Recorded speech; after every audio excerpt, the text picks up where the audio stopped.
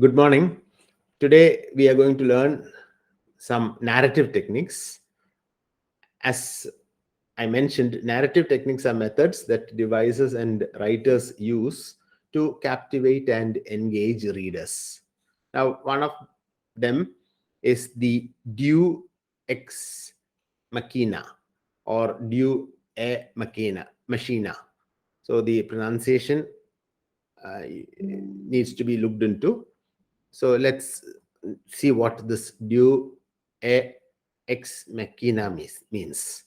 Now, this is actually, it literally means God from a machine.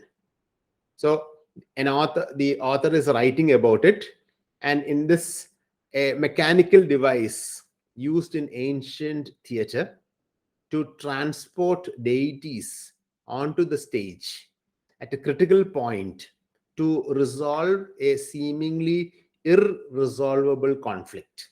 Now, this is what is used, and this is particularly a theatrical device that is used.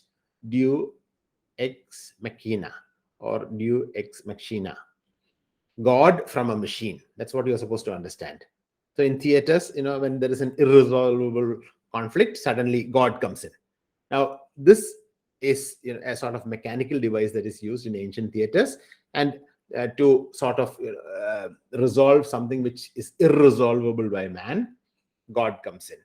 So this is, for example, in Shakespeare's play, As You Like It.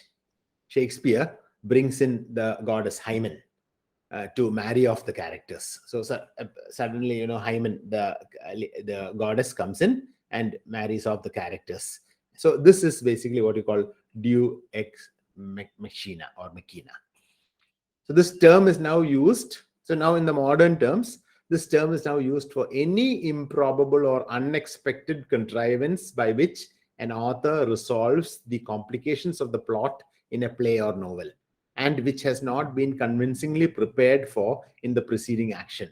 So the author, somehow is not able to prepare the next action. So that action has to be stopped. So how do they stop it? They use God.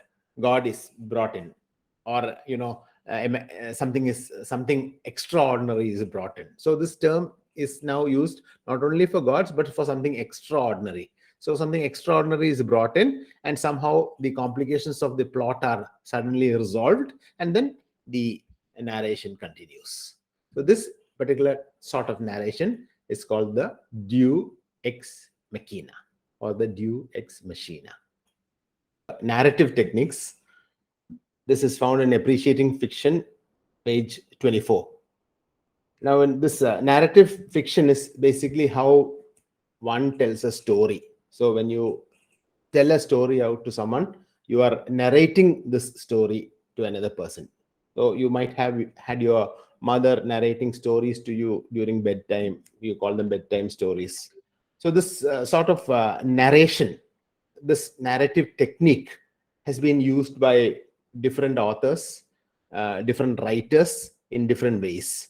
So these numerous techniques that have been given by authors to captivate the audience and their readers. You have lots of genres. You have detective novels, you have travelogues, so many genres that the writers have written in. All this, they use some sort of a narrative technique. Now, what is this? What are the narrative techniques that they are using? This is what we will be trying to see in this particular. The way one recounts a story determines to a great extent the effect of the story on the audience. Narrative techniques are methods and devices that writers use to narrate their stories effectively. So they use different types of literary or stylistic devices like similes, metaphors, allusions, imagery, etc. These are all different types of narration, different techniques of narration. So a few of them, the most popular ones, are being listed below. These are what I'm going to talk to you about. The first one is about Anachronies. Now, anachronies are what you call flashback or flash forward. I'm sure you would have seen this in movies. So, in authors also use this flashback method to tell a story, or if there is a discrepancy in the story, if there is something which is missing, that goes as flashback. And in the flashback, the author recounts how that has happened, or why, or what were the reasons that came to have that particular incident. So that's basically a flashback. The same way, sometimes you might have a flash forward. So here, this I'll just read the PowerPoint. So this is basically used to denote a discrepancy between the order of events in the story and the order in which they are present in the plot. So while presenting a story, there might be some particular information that the director or the author needs to give you. So for this, there is a flashback. Sometimes there might be a flash forward. Now, this is also known as analepsis or prolepsis. Analepsis is flashback and prolepsis is flash forward. So flashback interrupts the chronological order of the plot to recount an event in the past to fill in background information about characters and events.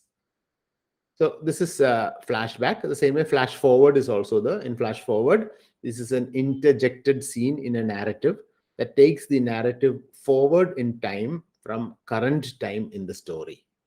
So this is one sort of narration that the author uses. Some authors use this, and in this there are also smaller techniques like foreshadowing, and foreshadowing is also is a related term to this. Now, foreshadowing is a literary device in which the writer gives subtly in hints about the events that are going to take place in the story. So after some time, maybe something else might happen. So a little bit of that information will be given to you now itself. Now this is called foreshadowing. So FORE. So before that particular event is going to happen, the narrator or the writer is going to tell you about that. That is called foreshadowing. So these are two techniques actually: flashback and flash forward. And in that, so flashback is basically a recounting of events in the past. Flash forward is a narrative that will take you forward from the present time, and they'll fill you up with some details. Now, foreshadowing is giving you slight hints about what are going to happen in the future. So the writer will give you small hints, subtle hints about events that are going to happen in the future. This is foreshadowing. And again, you have analepsis and prolepsis. Analepsis is flashback and prolepsis is flash forward. So this is one narrative technique. So the first narrative technique that we have studied is anachronies, flash forward or flashback or flash forward. Another technique that writers use is what you call symbols. Now, symbols, you can see in the PowerPoint, you've got two symbols, and I'm sure you will definitely know what they are. The first symbol is the Olympics, the sign of the Olympics. Now, when this symbol is given, automatically you attach a particular item to that. Here, naturally, you will be attaching an international sports event with it. Now, the other one is more of an aid that is given. This is the International Red Cross. So here, what is happening is they are humanitarian people trying to serve humanity, especially in war-torn areas and flood-hit or tornado-struck places. These people would go there and give aid in terms of food, medicine, etc. So you see, a symbol, when you give a symbol, or when the author shows a symbol in a in his writing, automatically you will relate that. This is also another sort of narration. So a symbol stands for or represents for something beyond it. Like national flag, if you, let's say the author shows a flag of a country, automatically you can associate that particular country with it. The same way, in narrators, specifically in Herman Melville's Moby Dick. In Moby Dick, there is a white whale. Now, this white whale is a famous symbol in Herman Melville's story fiction, Moby Dick.